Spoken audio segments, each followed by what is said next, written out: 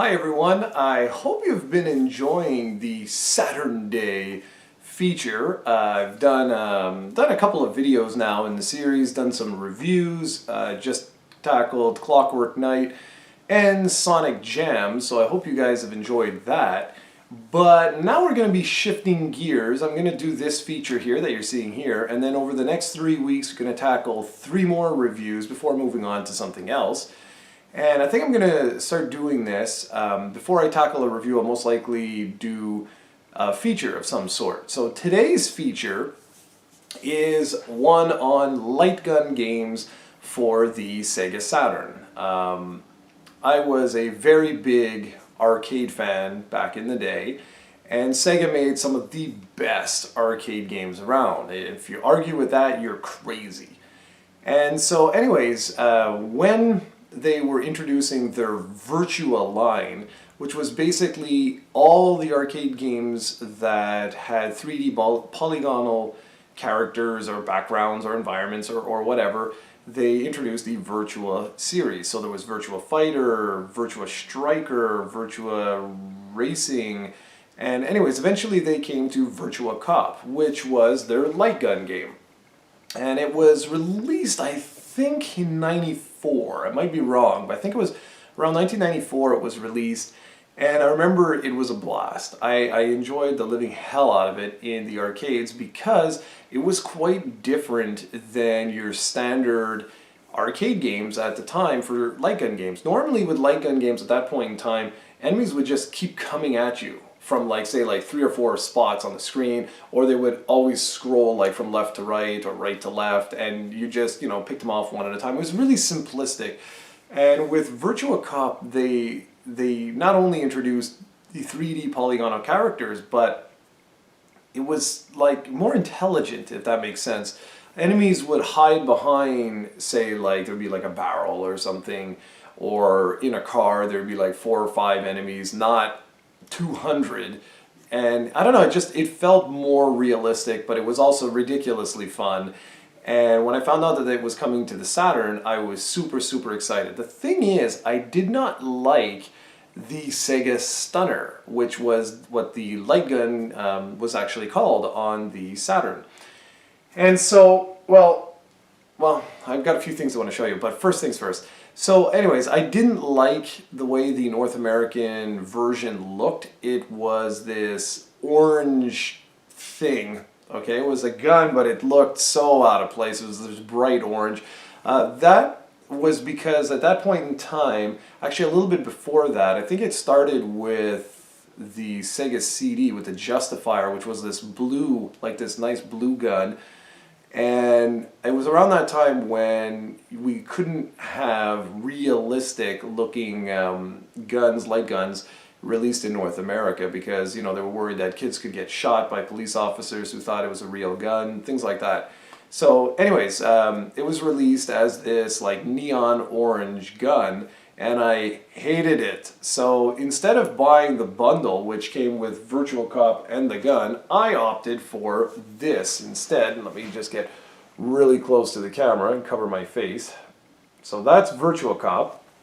Wondering if there's a picture of this. Oh, there is. Okay, so let me try and hold this up for you. So that's a picture of the SEGA Stunner. I have one which I will show you, but I opted for the long box version. Sorry about the glare. The long box version of Virtual Cop for a very good reason, because I imported a SEGA Stunner. Now, this is not the import SEGA Stunner, although it is an import SEGA Stunner. What, you say? Okay, the original version of this, if I'm not mistaken, the trigger and the start button here were both black. So this was an all black SEGA Stunner. But my friend broke the damn thing while we were playing Virtua Cop. So that sucked. This is a really nice looking light gun. As you can see here, that's the Japanese logo. Let's see, can I actually show you guys? Yeah. That's the Japanese logo of SEGA Saturn. And anyways, it's a really, really nice light gun. It's got the Sega logo in there. I don't even know if you can see it. And yeah, So very, very nice looking light gun.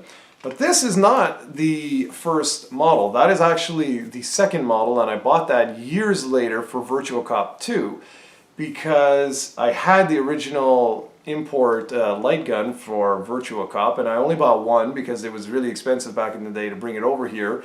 My buddy who broke mine actually had the orange one, so we were able to play the game in 2 players.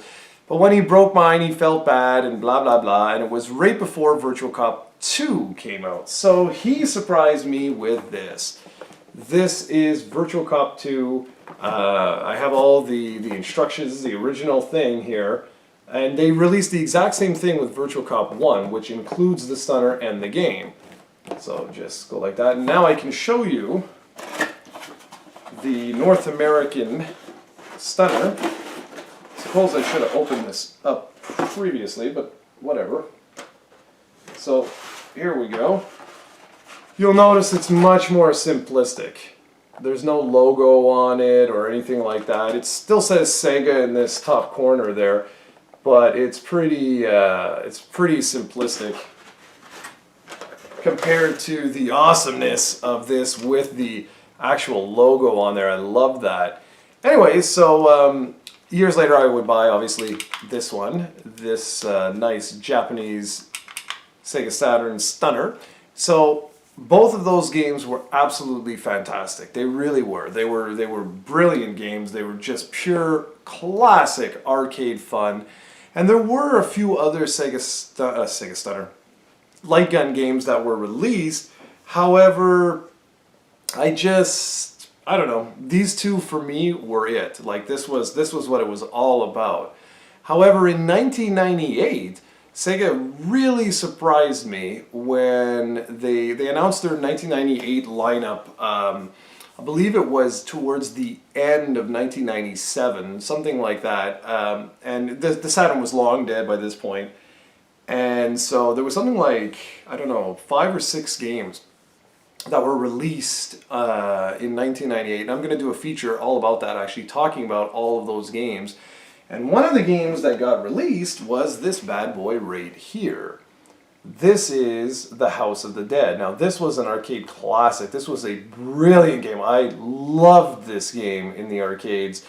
And this Saturn port here is actually like one of the only ways you can experience this game, or at least, well, it was the only way you could experience the game back in the day.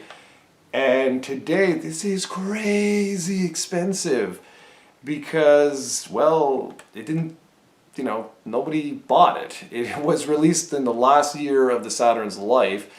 It's a downgraded port, to be sure, and I'm going to be highlighting all 3 of these games over the next 3 weeks. I'm going to look at each individual one. We're going to review all 3 of them. But it's a real shame about House of the Dead because I would have really loved to have seen this get more mainstream attention. The port is not the best. There's some slowdown and the graphics have really taken a nosedive downwards. But if you want fun, this is such a classic game. So anyways, that's pretty much all I wanted to show you guys. I wanted to show you the beautiful SEGA Stunner. I wanted to show you the awesome box that Virtua Cop, both 1 and 2, came in this. And I wanted to show you these 3 games. And over the next 3 weeks, I am going to be covering each one of these individually in 3 separate reviews so you can get the most out of the games. And that will be that. So I hope you enjoyed this Saturday sort of little retrospective, looking back at the SEGA Stunner and 3 of the best light gun games on the SEGA Saturn. So thanks for watching, everybody. Be sure to tune in next week when we kick off the light gun features, reviews, whatever, with Virtua Cop, with Virtua Cop 2, and wrapping it all off with The House of the Dead. Thanks for watching, guys. I'll see you in the next video.